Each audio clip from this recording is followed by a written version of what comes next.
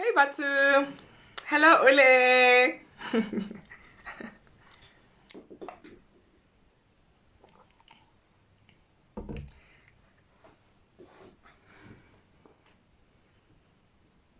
Hey, Ole, data. No girl. No, no, no, no, no. Get onto that fiber vibe, please, ne? It's worth it. It's worth it. Just top up the data, girl.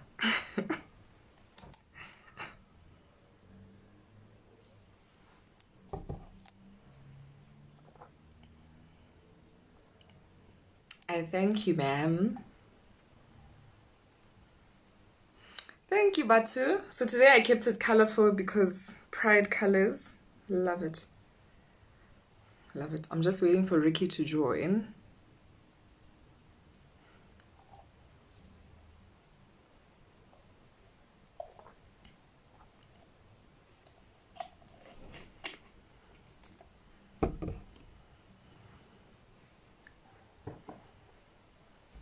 Okay. Hang on, guys. Just sorting out some technology issues here. Hang on.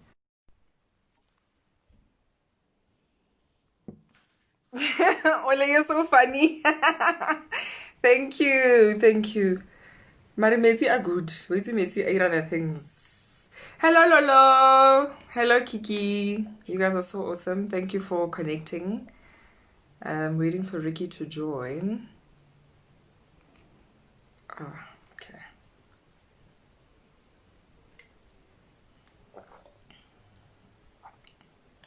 I think the lighting in this room is so amazing. Like, I'm loving it. It's doing the things.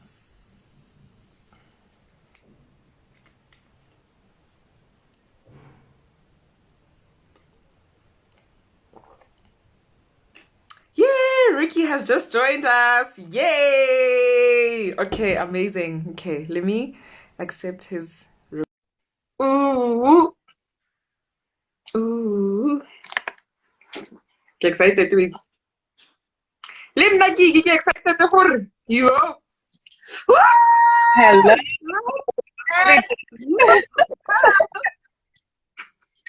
How are you, babe? I'm good. How are you? Whoa, I'm keeping warm. It's cold in Cape Town right now, but otherwise I'm doing well. Just came off of another platform that I had told you I was on with a discussion we're having in church. So I was also Yeah, a panelist with some other theologians from our church just now. So like an hour ago. Took yeah. a bit longer than we actually expected. So I Yeah. only got to literally have breakfast, brunch, early supper, all in one, like in the last 30 minutes or so. Listen, as you and I spoke earlier in the week, when you are called to do something, you are called to do it. And some things, you have to Yep. sacrifice a few things. So I'm glad. I mean, you look so stunning. It doesn't sound like, I mean, you don't look like somebody who's had a rush of a day. It sounds like you look amazing. Thank you, my darling. So do you. Thank I guess there's you. also that lockdown glownyana and ish, but otherwise it's just another day, I guess. For us, like you said, when you're called and you cannot run from the call. So on a weekend like this, some of us, we are busy proliferating some thought leadership about transforming our world and making it better. So I'm happy to be doing what essentially I was created to do. Sure. You are such like, I'm like connected to this, and because I'm the one who's having this conversation with you, it's almost like I can't even take a moment to pinch myself from the excitement I'm experiencing. I just have to like be like, okay, breathe. It's okay. Just No, the honor is all mine, really, for you to invite me because I have looked at we've gotten to watch some of the other conversations you've had with some amazing people, particularly women that are really doing a lot in their own spaces. So, yay, I feel honored to actually be here and be regarded by yourself as somebody who really has something substantive to contribute to people's thinking and worldview and perspective. So, I'm here for that. oh man, I am so happy. I wish you could see my heart. If my heart, I think the space that I'm in today, the lots of the like, color, the flowers, the just it represents everything. That's just how happy I am. And I'm so honored that you actually agreed, because for me, when I set out to do these series of interviews, I was very deliberate and in picking also the people that I want to have on board. And, you know, your name Mm. came up right there at the top. And I was like, so every time, I mean, I keep approaching the people that I want to bring on, and it's been mind blowing in terms of how the people that I've actually identified, such as yourself, was so keen and willing. I was so scared when I was sending you the DM. I mean, I know you, we went to Yeah. university together, um, Yep. but to actually have you agree, because I know the amount of work that you're actually doing. I'm so honored. So thank you. Don't ever, like, you feel the honor, but here I'm sitting here and I'm thinking, me, you agreed to do this with me. It's special, so special. Aw, any day. I mean, honestly, for me, I believe in an ethos that as women, I think in all our diversity, need to support each other. And the platform that you have created to inform, to educate, to shift minds and hearts is one that really, for me, also speaks to everything that I stand and believe in. That if we don't support each other, who do we think is going to? Because really, the world is rough and difficult for women in all our diversity out there. So we're the ones who can be able to shift the tide if we support and stand with each other. Yeah, 100%. Yo, so tell us, Yes, who my is friend. Tshepo Ricki? Who are you? Like, we want to know, because a lot of people obviously don't know what you stand for. Who are you? Uh-huh. Yeah, I'm like you right now, struggling because I always have to introduce myself. It's always nice when other people read my bio and then they have to tell people, and it's as if I'm not saying it, so I don't get to blow my own horn. But Tshepo Ricki Kgositau is a Botswana girl who was born and raised in Botswana in Gaborone. I am a Morolong by origins, but ba ko gae ke Marolong ba ba tswang ko Mahikeng in the northwest. That's where my roots are in the Kgositau family. So yes, ke Motswana tota wa mmatota, and I'm a person who was really born in a very interesting kind of context. Born as the firstborn to my mother. She was a young woman, really a teenager, coming age 17, getting into 18 when she had me. So she's somebody who we have a very, very strong relationship that has also raised me and grew me into the woman that I am today. Single-handedly, in all honesty, she is absolutely, absolutely an incredible source of strength and guidance for me. That has also then bore in me my own feminist and humanist perspectives about life, because then from a very early on in childhood, I learned from my mother's own and marriage that ended, which was an abusive marriage that she was in. The only thing that I really say thank you is that that marriage gave me my beautiful two younger brothers who are now like very, very old men. But out of that, I learned immediately on the onset of the difficulty of women to exist and to be themselves and to excel, and the kind of stumbling blocks that they need to jump over in order to just become themselves. So I kind of grew up as a child rights activist when I was still in primary, junior high, and high school, and then went to Monash where you and I met when we were studying. And the passion for me was always on, I want the world to be just. I want the world to be right for everybody. So because of the fact that on top of just living in the kind of rough background that I grew up in my childhood in an abusive environment, I also happen to identify as transgender. And with that, what it means is that I was male assigned at birth, but I did not identify as a male. I didn't identify with masculine roles that were supposedly meant for people who had the body that I had. And with that, I then struggled quite a lot to find my own place in life, generally, both within my family and just in greater society, especially at school and at church, and continuously having to be, without even wishing to be, but an igniter to a conversation about, but what is Tshepo? Who is Ricki? What is she? Like, what are the people like her? And where do we place them in the hierarchy of life and bodies we respect? So with that, inadvertently, I grew to then become a diversity and inclusion kind of thinker, and continuously looking out to see how I use the platform I sat on as somebody who was a visible character throughout my schooling, including in university. You know this. I've always just not only been visible because of my queerness, but have always also taken up leadership roles and responsibilities. I was in our SRC Musasa when we were at Monash. I was in the choir as the founder of the choir and the choir conductor at the same time. I was in the debating club as one of the biggest champions of the Monash debating team that went all the way to the octafinals and semifinals of the national debating champions, both nationally and Pan-African. And I've always seen that God has always given me the ability to not just exist in spaces, but to lead. And that then gave me this responsibility to be able to utilize those kind of platforms very wisely and deliberately to ensure that persons like myself and any other person who's different for anything or is queer in whatever way is also respected, is also given platform to be able to exercise their abilities and their intellect. So unbeknown to me, that was exactly the kind of grooming that was preparing me for the kind of work that I now get paid to do, because I not just get to speak about diversity, inclusion, and transformation, which I now do with Accountability International at the global spaces, where we're talking about global developmental agenda setting, where we're talking about global health discourse, where we're talking about the Pan-African ideals of an Africa we want to see.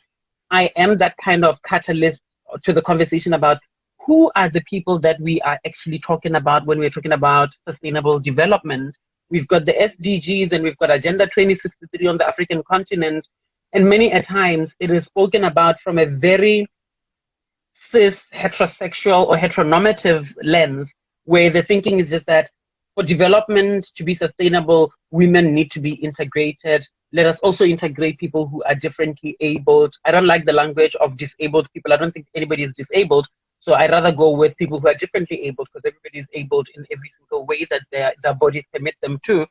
But then there's always this omission that is done when looking at LGBTI people, when looking at queer women, when looking at people who are gender non-binary, where the prevailing narrative just excludes people like myself, excludes people coming from my own bracket and umbrella of diverse individuals who identify some of us even outside of this wheel that has been created.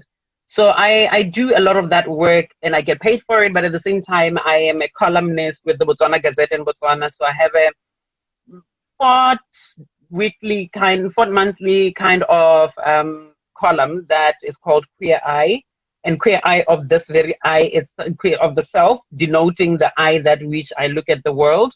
And through that, I've really engaged quite a lot of people by just making sure that then on a mainstream media level, there is also the alternative views of LGBTI persons and queer folk that also are considered, and that we inform others to be able to see the world in the way that we see it. Because, for instance, when we talk about femicide and rape culture, many a times those kind of conversations are devoid of lesbophobic rape, they're devoid of trans murders of people, of women like myself. In a country like this, and even globally, when you center it within even your Black Lives Matter movement, we continue to ask that question of which Black lives actually matter, because we know for sure that we're looking at cis heterosexual bodies, but anybody outside of that is often not considered. Yet we continue to see a rising number of many of us who are killed, who are raped, and many people who even stand against femicide, who stand up against rape, not even speaking to the interconnectedness of gender-based violence in its entirety, including things that people call corrective rape, which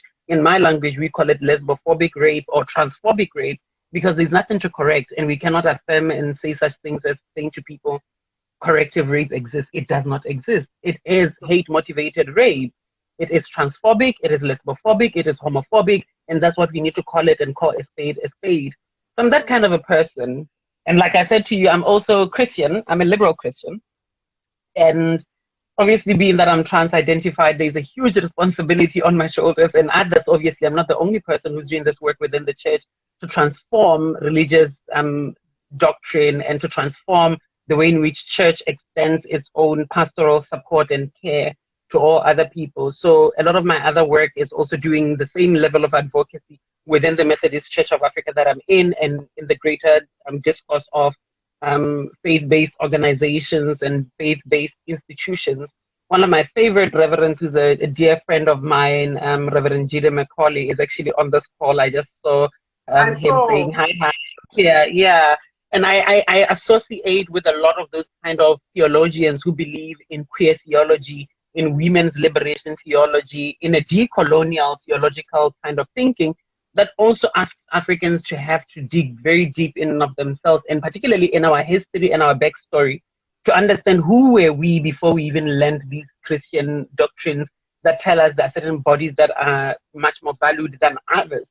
Because a lot of what I've realized is also that violence and murder and exclusion of people like myself has also been centered both within a religious kind of fundamentalist and essentialist perspective, but at the same time, even within a cultural kind of denialist thinking that forgets the fact that Africans predating colonialism were actually people who came from communities and societies and tribes that were diverse in terms of sexuality and even orientation as well as gender identity. And I often need to remind Africans to reclaim our own narrative, because we were told, we were stripped of our identity and we were told who we are by the oppressor. That cannot be the case. We need to remind ourselves, where do we come from? How did people like myself and all other queer folk get treated in greater society in an indigenous context of an African before they were told by the Bible or by the Victorian moral codes that being ourselves or being like us warrants being excluded or being killed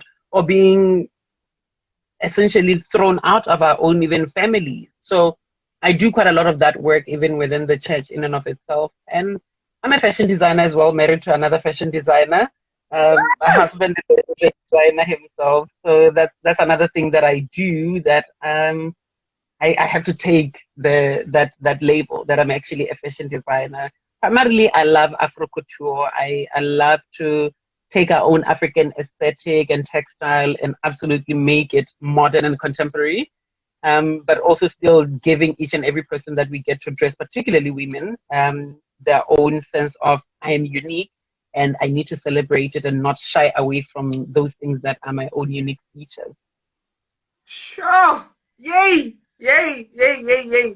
Listen, I've been listening to you, and like as I'm listening to you speak, I'm taking it all in, every bit of it. And in fact, someone commented earlier on and said your choice of words as well. Mm-hmm. I think, when I go back to, because like I said, we have a history together, having gone to university together. You mentioned earlier in the conversation that you've never been one to shy away from taking up leadership positions. And I'm quite curious to understand, with the journey that you have and have had, coming from the queer community, what is it like? What has given you that courage, and what is it about? Because I'm pretty sure that you didn't just wake up one day and you were this person. So it's been a journey and a half.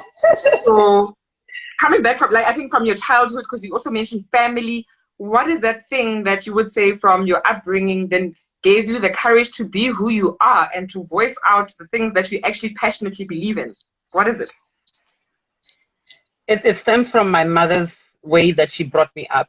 Having struggled in her own youth to find her voice, subsequently then finding herself in a space where she was abused by another person she was married to who carried so much power, who was older than her, who was revered even within a church system, who also even in his own occupation as somebody who was in the military had a certain particular higher ranking in so far as all these different ranks that they're given, having taught me very early on in life that, Nana, you are absolutely powerful, you are beautiful in the way that you are, and my responsibility as your parent is to make sure that you become exactly that which God has intended you to be. So I was raised with this very strong religious framework that wasn't, unlike in many other contexts, wasn't used to Bible bash me and to make me ashamed of myself and need to have to be something else besides myself. And with that, I began to really continuously pursue the question of who am I? What am I? Because growing up in the times that we grew in for my generation, we didn't have people like Ricki Kgositau, like Lavan Cox, like Janet Mock. We didn't have people like that exist, like your Caster Semenya, for instance, who are icons and role models that you could be able to at least say that's a reflection of who I am. So I was basically urged by the question of who am I, what am I, and whatever it is that those answers would be, I definitely needed to affirm that I have my own place and I'm going to take it up as a being that was created with love, as a being that has had this very safety net that has supported me throughout my life. And I think my family set up, particularly with my mother and the Kgositau clan that I come from, have always been the most supportive family that I have ever compared with any other African family, because they have accepted me fully as I am. They raised me as the girl that I was growing up, without having to punish me for being different or for being queer, and instead continuously affirmed to me that they had a godly responsibility to take care of me, because God chose them deliberately, knowing that they were the best people to take care of me. And it couldn't be any more true than that, because they happened to have been the people who have been there for me as I took government to court to affirm my human rights and my constitutional rights. They've been there when I went through my gender affirming journey of doing the surgery and all the hormonal therapy I've been in.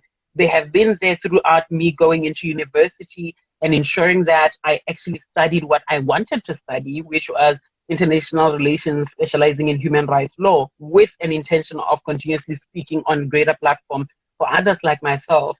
So this huge burden of responsibility that I carry comes from all those huge burdens of privilege that I've carried. I'm a person who is propelled by a consciousness of the fact that I am so privileged. I'm a transgender person who has not gone through a lot of, not even 50% of what many of my trans siblings or LGBTI siblings have had to endure and continue to endure. And with that comes a huge responsibility to utilize the platforms I've been given, with the kind of privilege I carry, that when I speak out against LGBTI murders and LGBTI rape and LGBTI exclusion in law or in policy, none of my family members shies away and says we're embarrassed of her, we don't know her, and do not want to claim me. My family claims me, Bitumelo. They absolutely claim me that Tshepo is our daughter. We love her. We are proud of who she is. We have contributed to making her into the woman that she is. Point an example, when I went for my surgery in 2016 in Thailand, I had my mother there, I had my aunt there, and I had my best friend Lomi, who happened to be my best lady from both my weddings.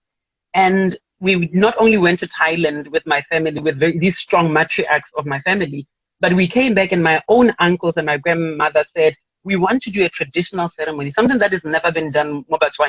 I know that Zulus and Xhosas have own, like, what do they call it? Is it umembe? So that's done of the age, yeah. of 8 years, a coming of age of a young girl as she now comes into a womanhood. My family did that, and they literally just created a whole entire culture that I have never seen done, and it still remains as one of the few people I've seen it done for. They threw a whole entire ceremony to celebrate my coming of my womanhood, and they also did that ceremony as a platform to come and show people that we don't want you to read about Ricki anywhere on papers and think that she's just fallen from the sky. She comes from these people. They are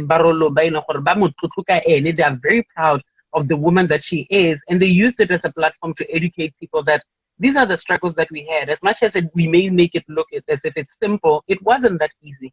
We, even as a family, had to question ourselves in terms of what is our true responsibility as elders in the family, as uncles, as aunts, as my own mother. What is our true responsibility towards children? And ultimately coming to the realization and conclusion that it is to support their own and to support their kids to reach their full potential. So it's a huge responsibility that I carry on my shoulders of God having provided all these amazing privileges that have cushioned me, to know that I can stand boldly inside a high court of Botswana on a case, a landmark constitutional matter, and know that my mother is sitting behind me on the chairs, on the benches. And you cannot not feel the burden of that kind of responsibility. You can't just sit and relish in it, or at least some other people can. I can't, Peter, because I believe that God gives us all these privileges to do better for others, so that then we can make them access other privileges. So if for me there's no backlash in my family or even in my community in Botswana, why do I keep silent when I know that many have not been able to get the privileges I've had, to go through university and tertiary education and get a degree, to be able to get a job that for me affords me this kind of living status that I have, to be able to afford living in Cape Town is not cheap, Peter. And we need to speak more and more about the kind of social stumbling blocks that make it so difficult for other transgender persons to become this thing that I've become, of becoming this person who is now a young leader who has just ascended through the echelons of the NGO space and the developmental sector to now head up an international NGO that focuses on accountability all of this is tied back to what I did, even holding my own government accountable for my human rights.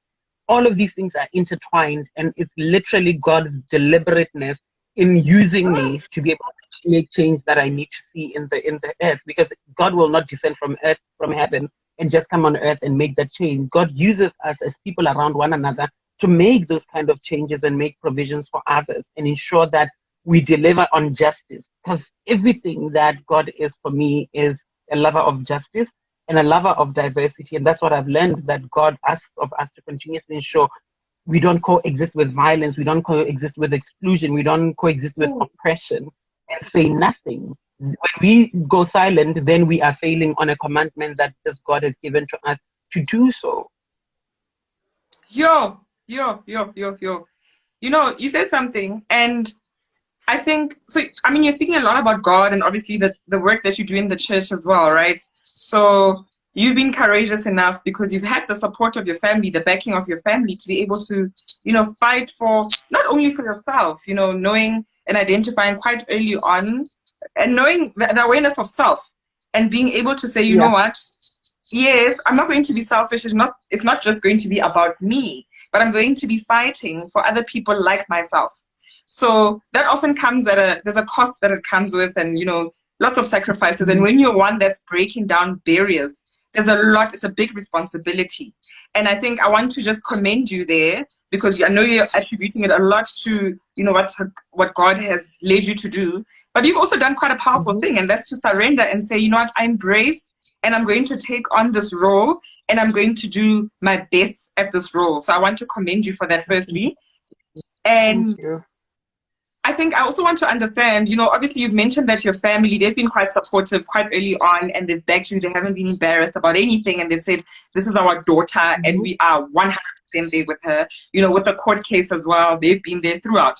So from a church perspective, you know, I think a lot of people like to kind of define religion I think we all have different ways that we view it, but what kind of like backlash have you received there, and what kind of, and I think you still standing strong and fighting that battle continuously, how has that journey been in the church, being accepted by the church family in essence? How has that been for you?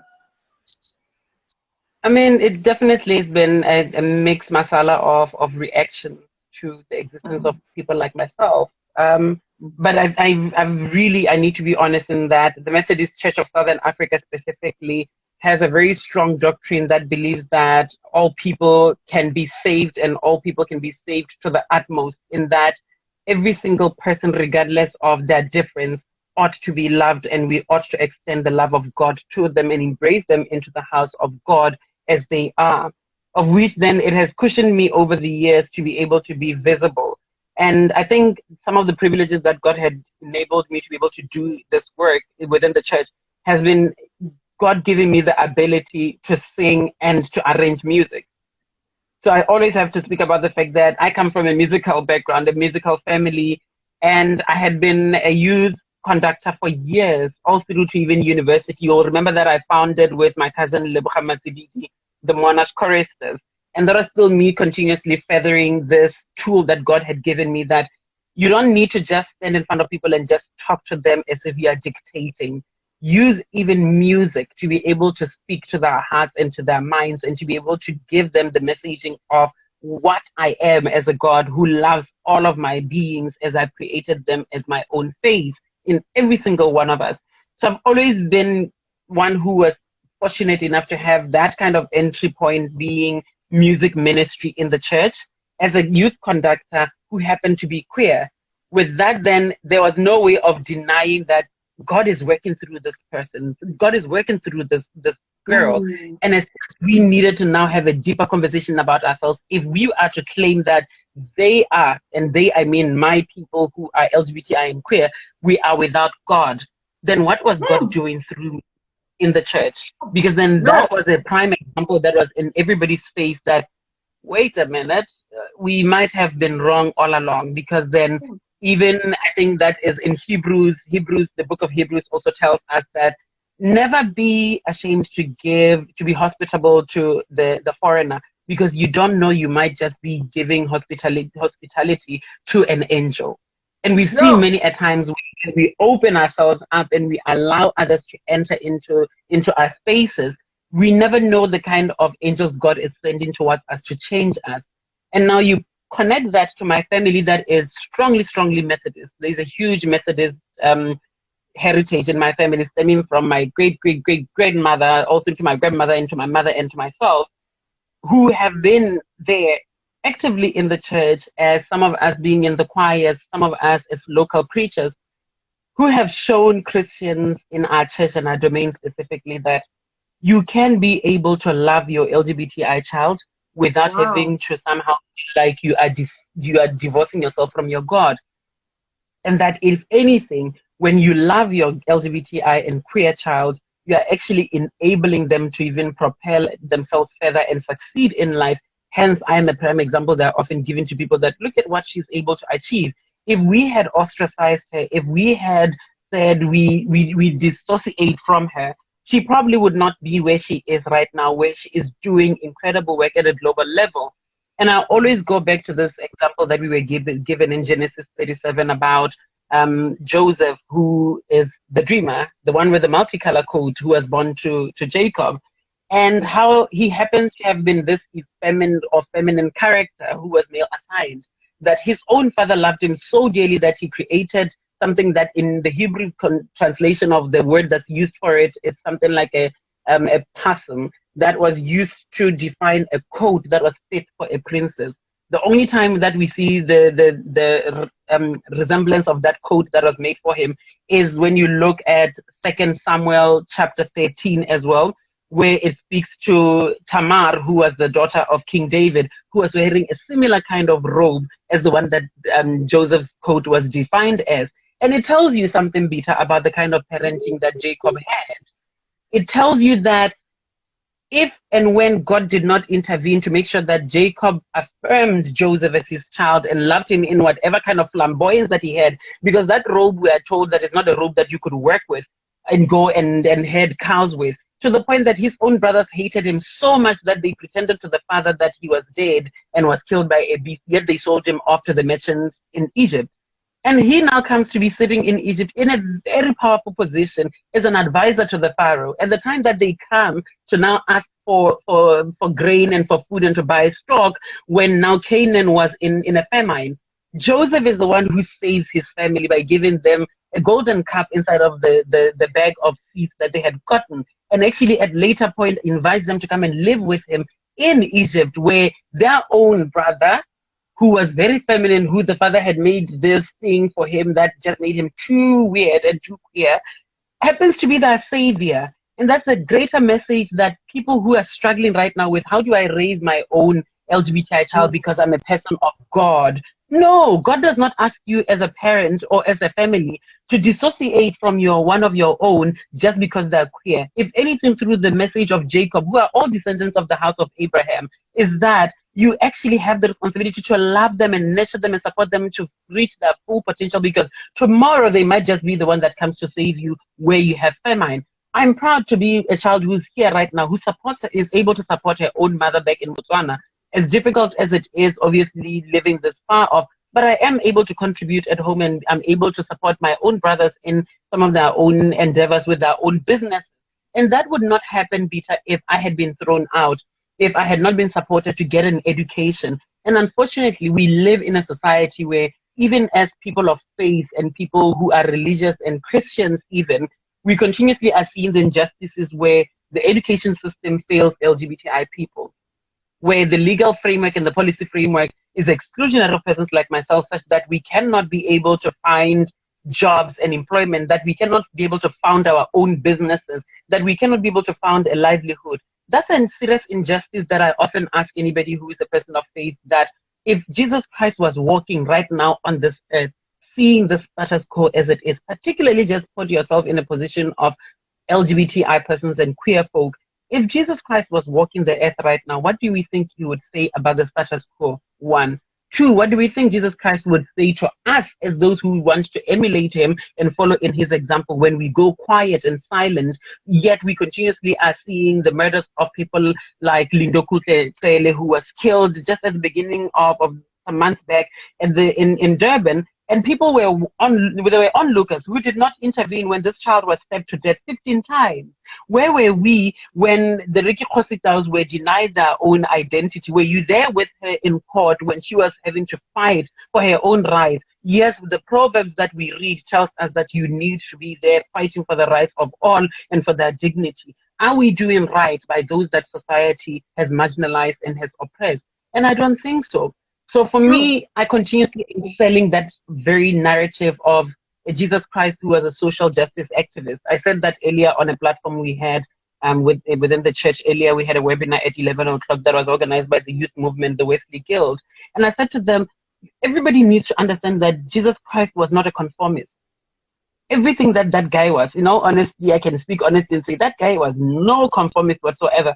He came into a status quo that was very patriarchal. And at every opportunity that he got, he was continuously stretching his love and his discipleship to people who ideally society felt, nah, they shouldn't be in the forefront. The woman who was at the well, who had to go to fetch water in the middle of the day because people were talking all sorts of nasty things about her. So she had to go in the scorching sun to go fetch water.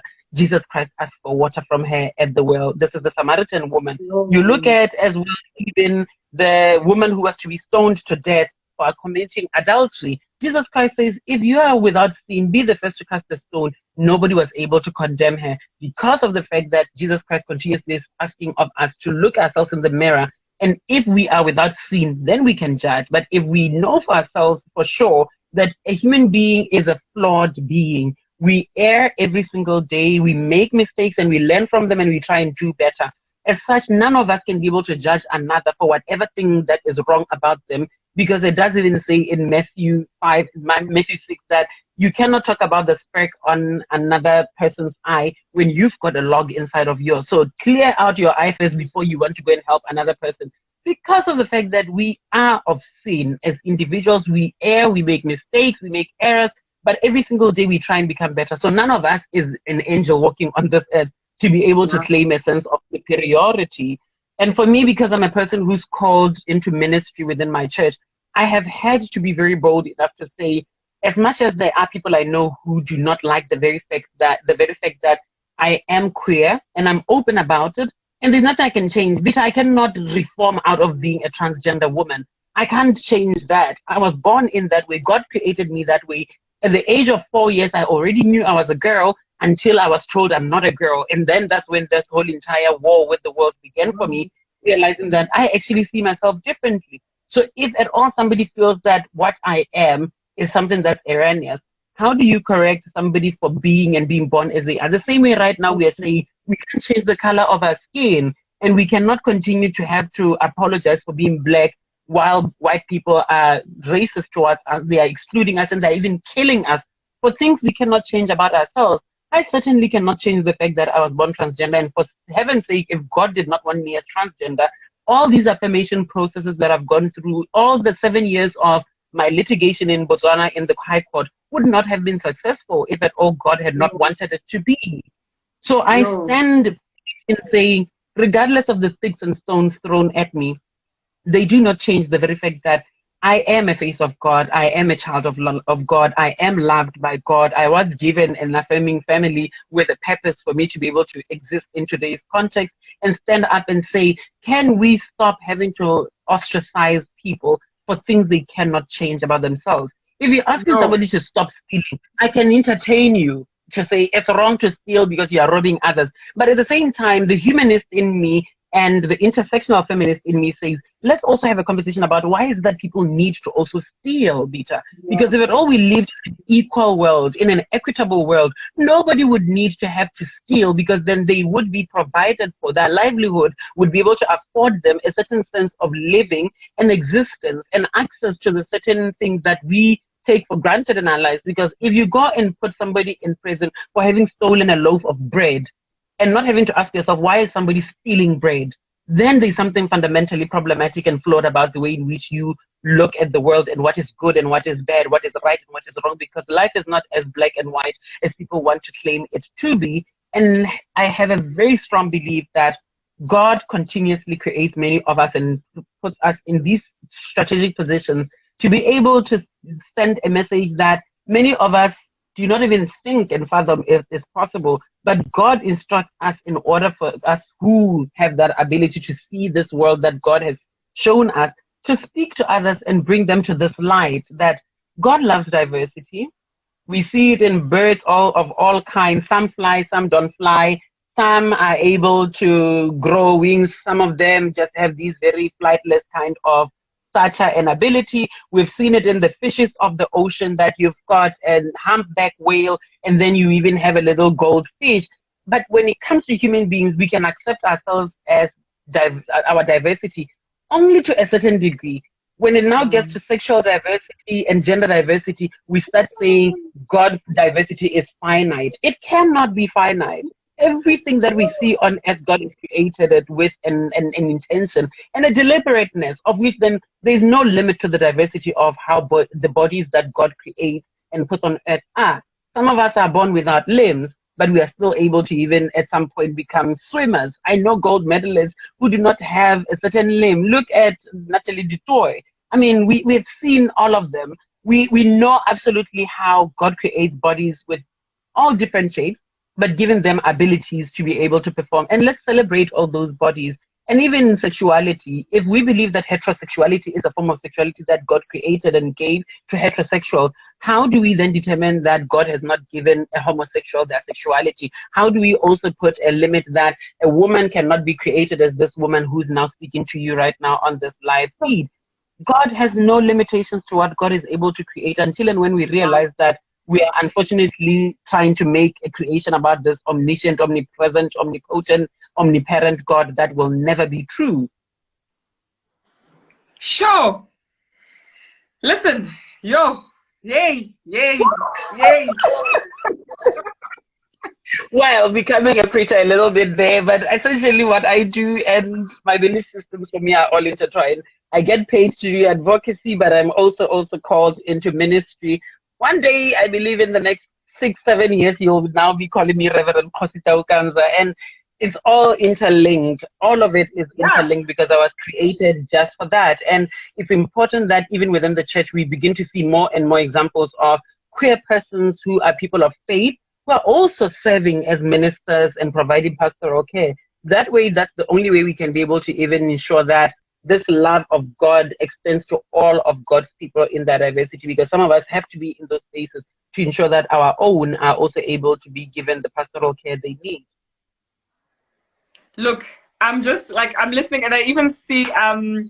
Makoli saying Reverend Mother Ricki, because look, the passion with which you speak, the passion, the life that you speak, like, I'm just sitting here. I even imagine, I mean, we're living in interesting times, and, you know, we've got to rely on technology to facilitate some of these conversations. And I think in the beginning, we kind of viewed them as, you know, when COVID-19 started, it was a bit of a, oof, you know, COVID-19 is here to steal. And this conversation that I'm having with you right now has been made possible. Absolutely. Yes, a seed has been planted in my heart, has been planted in your heart, and here we are doing what we have both been called to do. But I think this has also enabled this conversation, and we have people that are on the platform with us, and you are educating us, number one. I am sitting here and I'm listening to you, and I'm gobsmacked. I am gobsmacked at the passion with which you speak, and in terms of the work that you do. And I think, you know, sometimes people want to be timid and shy away from certain things, and even though, you know, you've got this calling and you don't want to, you're really just like wrestling yourself. You are someone who stepped into that and said, I'm embracing it fully, and I'm going to touch the world. I'm going to touch lives. And I'm sitting here and I'm wondering, like you said, you were connected to another session earlier on before me. And I'm like, how does Tshepo Ricki, in her own time, like refuel? Because you're filling so many of our cups and so many other people that I believe that you're touching. How is your own cup filled? How do you fill your cup with all this work that you do? Because there's no way, you're a human being. So when you're sharing parts of yourself, like this is a big calling. It's a big one. And how do you make sure that Tshepo Ricki is filled up from the inside herself? It's a lot of things. I mean, you're right in that, Vita, that the work that one takes on, like the one I've taken on, is absolutely emotionally texting and even physically texting. So you do need to create time to just self-care and to make sure that you are giving back to your own well-being and your own wellness. And I do quite a lot of things that give back to me than giving out all the time. And part of it is also just creating. I'm a person who loves to work with my hands to create beautiful things. I'm a designer, so often at times I also pour my talent and my ability and passion into creating amazing garments. If you've seen a lot of my own creations, I've worn them through the years, including my own wedding gowns. I created some amazing peacock gown that I wore in Botswana that the feathers came from my own uncle's peacock farm. He's got a whole lot of birds on his farm. So I love to create. I also love to cook. That's something that for me, the kitchen, I don't go into the kitchen because it's mandatory for a woman.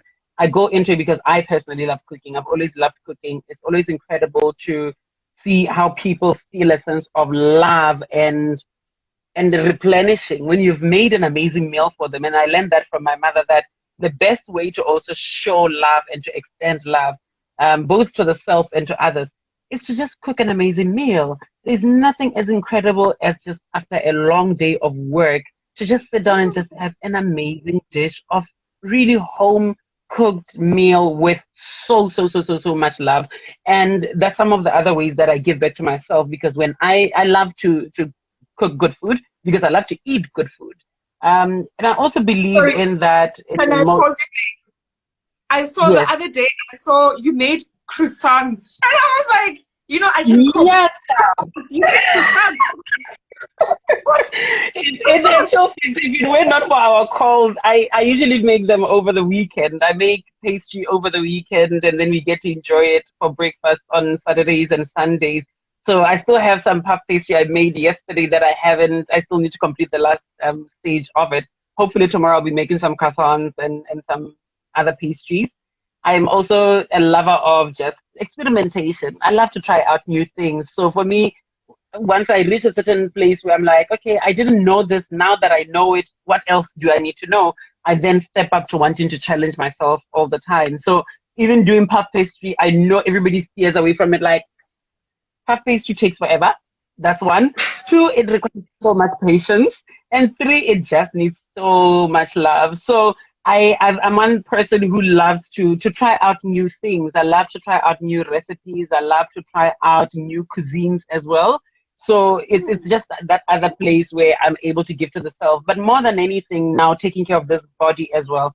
Because I'm a person who was born with scoliosis, which is a curve on my spine.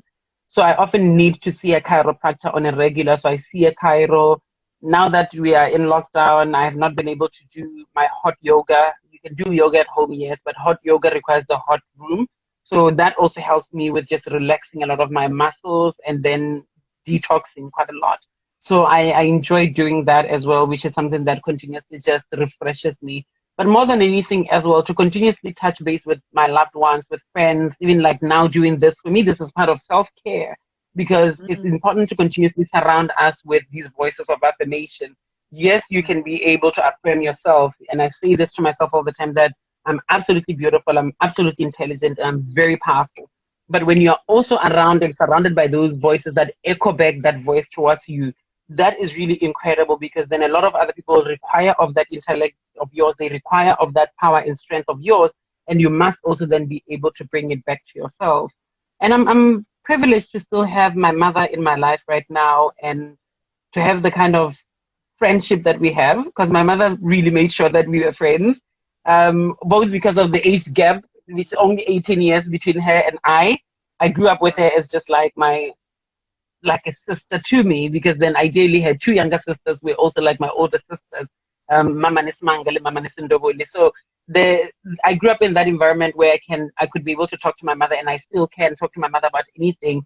And there's nothing, like I've said this before, even when I was at Monash, my first interview I remember for Monash magazine, and I said to them, I'm like, do you know that even the very first time that I actually had my first sexual encounter, I had a conversation with my mother about it. I was Whoa. 21, yes, at the time. Wow. So a late bloomer insofar as everything is concerned. But my mother was very concerned about, do you know this person? Are you comfortable with this person? Do you have protection on you? Because you're not going to go out there and expect that some guy is going to bring rubber with him. Do you have everything that you need? and just make sure that you are very comfortable. And if at any point you are not comfortable, please just get it to stop. So I've always had those kind of very candid conversations about my sexuality with my mother that for me continuously grows me. It continuously affirms me that you are loved in everything that you are. My mother has no limitations, including even with her own relationships, because my mother is still dating. I mean, she's very, very young. She's only 50, getting 51 this year. So she's somebody who's still out there as well. And one day, hopefully, my mother will get married. I would love to see her get settled into a nice marriage finally. So having that kind of sisterly bond with my own mother has been an incredible, incredible experience, because I've always known that my mother has my back fully through and through. Even when I mess up, she's there. She's the one person who, when I've messed up, I am in whatever panic state or whatever stressful state, I will call her and I'll say to her that, Mom, I messed up. Like, I really, really messed up. I don't know what to do. And she'll sit down with me with non-judgmental kind of tone to help me be able to rectify things. And she's taught me quite a lot about conflict resolution, about nurturing friendships, and about strengthening siblinghood. She's been with her own siblings. So I nurture that relationship deliberately, because she really, really is something that also replenishes me. And if it were not for lockdown, for me, I go home every 2 months. I'm in Botswana, because as well I leverage some of my own work travel, because I work for an international NGO. So I travel quite a lot.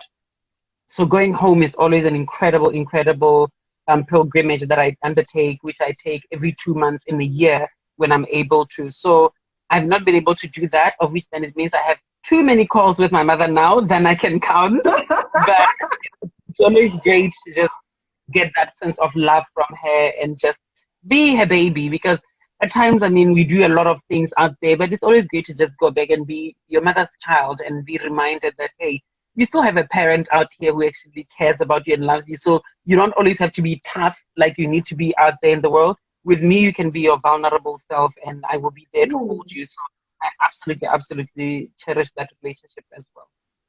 Wow, that's such a beautiful thing that you've shared. You know, I'm listening to you and I'm thinking, so I'm a mother, I'm raising a boy child, and he's 8 going on 9 in just a couple of weeks. And, well you know, I've tried, it hasn't been an easy journey. You know, parenting is never an easy journey. So I respect your mother a lot without even knowing her. To just hear you speak of her in that way, you know, she's been quite an instrument. She's been instrumental in your life in terms of getting you to where you're at. And I think a lot of the time mothers do play that role. She sounds like an extraordinary mother that I one day hope to have coffee with, because I think there's a lot that I could learn from her, especially as a mother who I'm very big on, you know, you need to form that sort of relationship with your child, because if your child cannot be vulnerable with you, where else must they go? You know, and I think a lot of the issues that we have in our societies, because people are just, you know, we're human beings, you'll mess up here and there, whatever messing up is, however you define it. But if you don't have a safe space at home where you can go back and say, actually, Mom, Dad, whoever, I'm struggling with this thing, then where else do we expect you to go? So I'm really happy, and it shows, you know, the passion that you speak with, the conviction that you speak with, the leadership roles that you've taken. It shows how much your mother has played a role in your life. So I'm quite happy for you there. You're so blessed. Very, very blessed. Very blessed. You. No, she's been a stalwart in my life. I saw somebody here asking how was my physical transition process, and what that has entailed with the surgeries. Oh Lord, this is a lot to ask of in this kind of space that we have limited in but it's been a long journey that began ideally. Transitioning has different stages. So there's the social transitioning that many go through, which is that one where you declare to your family. Some people come out of the closet. I didn't come out of the closet because I was never in a closet. So for me, my so I just had to declare that, look, this is the journey I'm gonna go through at some point when now I'm of age. And the social transition included my family having to accept that I would not do boyish roles, and accepting that they would not be getting a makoti out of me at no point in my life. That was never going to become a thing. And understanding that then I will grow into a woman, and that ultimately, as now I affirm myself with medical transitioning and with the surgical transitioning, there were these other steps that I was going to have to go through in order to live in a body that really reflected the woman that was inside of me. So the physical transition started off when we were in Monash in university in our undergrad. And it was in 2007 that I began at the time a lot of the counseling that was meant to prepare me for this journey. And it entailed having to see, and there was a student development center in Monash that had a free counselor and psychologist that you could see. It was Chris Maike, so I remember at the time that I started seeing, and he really walked me through the journey, not to say to me, are you a woman? Are you not? Do you want to or not? No. But do you understand what is going to come? Are you prepared for the irreversibility of some of the things you're going to go through? And I went through that. And ultimately, it began where now, having grown in the middle of three brothers, I didn't wear dresses when I was growing up. For me, it was just like, okay. So to a great degree, I found myself to be very tomboyish when I was growing up, or to a great degree androgynous, where I could take things that were from the boys section and from the girls section and just wear. So only then in 2007 do I then get challenged to have to fully assume even what at the time they believed to be a female form, and to dress like women and really immerse myself in that gender itself. So I did that for about a whole entire year. And then in 2008 was when I started taking my estrogen hormonal therapy. So it's these little pills you are given of estrogen that even other women take when you reach menopause and your estrogen levels drop. That's what they give you as estrogen supplement. So in my case, I'm given a very higher dose of, like, at the time I was given about 5 milligrams of estrogen that I needed to take twice in a day. So it's a pill you pop in the morning, a pill you pop in the evening. And that's what then also started helping my body to conform to that of a female phenotypical feature. And yeah, the boobs grew, all the softness of tissue and body hair started just receding, the curves and the booty. So all of that then started really coming up, and I started seeing my body changing in front of me, my hip size growing, my booty growing, seeing my whole entire face even becoming much more restructured because it became more and more rounder than the oval sort of rectangular shape I've often had, and longer face I've often had. And then ultimately it was in 2016 that I was able to afford gender affirming surgery. And it had taken me years to save up for it, and with the help of my family as well, to save up for it, to be able to go to Thailand, which happens to be the very best there is around the world. One of the leading health systems that take care of transgender related medical care. So I then traveled with my mom, with my other aunt who lives in Joburg, and then with my other best friend. So there, essentially, I'll have to just be crude for somebody to understand what that entails. Bodies biologically, when we are in gestation inside of the bodies of our mothers or in our wombs, bodies are formed as female initially. Males are born out of a female anatomy. So exactly where a little wee-wee is the same exact spot where you would find a clitoris, for instance, on a female. And the glans of the penis, of the head of a penis, carries the same exact tissue and sensitivity that a clitoris, for instance, has. So they literally reconstruct that whole entire phallus into a vagina. They create a vaginal canal. They reduce that length of the erectile tissue itself and actually remove it. And then they take that very head of a penis to shape it into your new clitoris. So it carries the same exact sensitivity, the same kind of sensation that a clitoris to a woman who was female assigned at birth would have.